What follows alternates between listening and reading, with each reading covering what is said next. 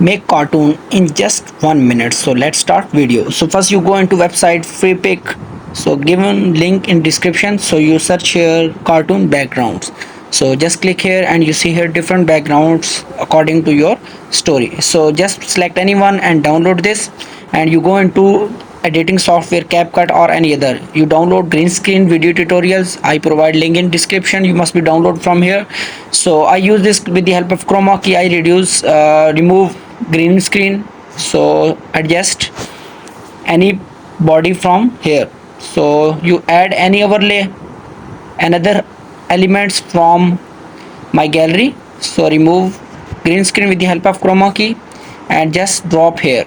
So you see here two elements or drop in my stories. So in this way you easily add any elements in your story. So make a story with the help of this software. So do not forget like and subscribe my YouTube channel, such more informative videos.